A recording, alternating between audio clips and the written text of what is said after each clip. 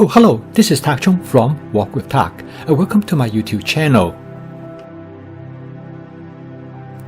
These are soybean. They are almost chest height. It looks like the farmers are going to have a great year. They should be ready to be harvested in about a couple months. They go for miles and miles as far as the eyes can see. These soybeans are going to be processed for animal feed as well as go into processed food.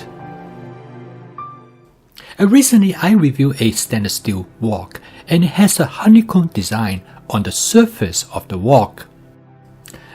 I love woks, and I like to try out different kinds of woks. A friend of mine had one of this, and he told me that this is going to be the wok of the future. So when I saw this wok in the store in Chicago, Chinatown, I could not resist to bring one home. After I did an initial review, I have been using this wok almost every day for about a week. And I was quite impressed, and I believe for some people this might be the perfect wok.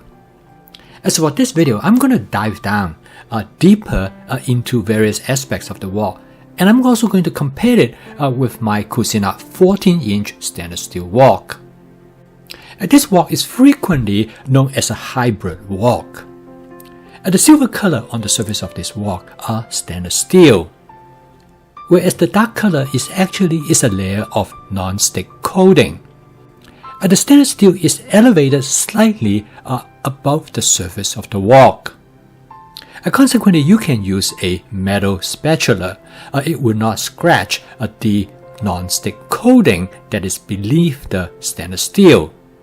And the second advantage of this design is that the non-stick coating will prevent food from sticking to the surface of the wok. And this will make cleaning much easier. The question is whether this design works or not. So in this video, I'm going to do a more thorough testing. The first test I'm going to do is to fry an egg in the wok. I use my spot seasoning method to briefly season the wok, mainly the exposed stainless steel surface. I heat up the wok until the oil starts to smoke gently, and I let it smoke just about 1 or 2 seconds before I add the egg. Frying an egg is probably one of the best ways to test the non-stick property of a wok. This is the first egg I fry. As you can see that the egg sticks slightly to the surface of the wok, but not bad at all. I can easily loosen it. So when I compare this wok to my Cuisinart 14-inch stainless steel wok, they perform both about the same. Next, I'm going to use this wok to cook an egg scrambled. Again, I use my spot seasoning method to season it very briefly before I add the eggs into the wok. This hybrid wok actually does really well because when I use my wok spatula, I can easily push the cooked egg out of the way. There's nothing stick to it at all. The egg glides easily over the surface of the wok, and it's very comparable to my Cuisinart 14-inch stainless steel wok. The Cuisinart 14-inch stainless steel wok actually performed really well, particularly after I spot season it. So from this standpoint, the two wok perform more or less the same. Next, I'm going to cook an egg omelette in the hybrid wok. I'm going to cook this egg omelette by cracking the egg directly into the wok without beating them up in advance. And I call this an whole egg omelette. And as we all know, in order for an egg omelette to work, the wok must have a nice non-stick cooked surface. This is an excellent test for the non-stick cooked surface, because I must be able to lift the egg from the surface of the wok so that I can fold them over. So as you can see here, the wok does an excellent job, and the egg do not stick to the surface of the wok at all. So next, I would like to see how will this wok compare to a regular stainless steel wok. So I'm going to make the same egg omelette in my 14-inch Cuisinart stainless steel wok. So I spot season the wok before I crack 2 eggs into the wok. I make the same 2-egg omelette. I really enjoy using my Cucina 14-inch stainless steel wok because it seasons very well with my spot seasoning method. And it creates an excellent non-stick cooked surface, as in this case I have no problem in folding the egg omelette. So from this standpoint, the two wok perform very much the same way. Both could be easily seasoned to create a non-stick cooked surface. Next, I want to test how well this wok holds heat for searing, in this case, salmon. Using this shallow frying method, I want to blacken the skin of the salmon. In this case, the heat holding capacity of the wok is important. This hybrid wok does an excellent job. I think the stainless steel really helps because the non-stick coating usually cannot generate the same amount of heat. As you can see here, the skin of the salmon is nicely charred. Next, I cook the salmon in the same way in my Cucina 14-inch stainless steel wok to compare the heat holding capacity of the two woks. As shown here, the Cucina 14-inch wok does a very good job in charring the skin as well. The end result is that there's not too much difference between the two woks in their ability to char the food ingredients. Next, I stir fry a vegetable medley in the hybrid wok. For this type of food ingredient, the non-stick property of the wok is not that important. Unlike the eggs or the salmon, the vegetables do not stick to the bottom of the wok readily. However, I want to give it a try to make sure that everything fits in the wok well.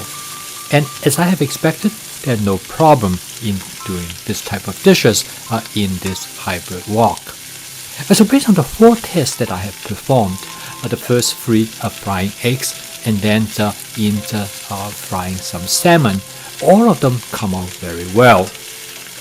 I really do not see any differences in performance between the two woks. Both have a very nice non-stick cooked surface. The two woks are almost identical in terms of their size, and they both have very nice handle, a long handle and also a smaller, what is commonly known as a helper handles.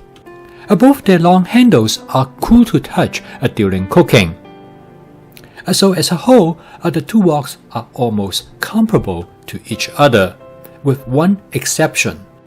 That is, the hybrid wok is much easier to clean. Almost everything can be rinsed off very easily.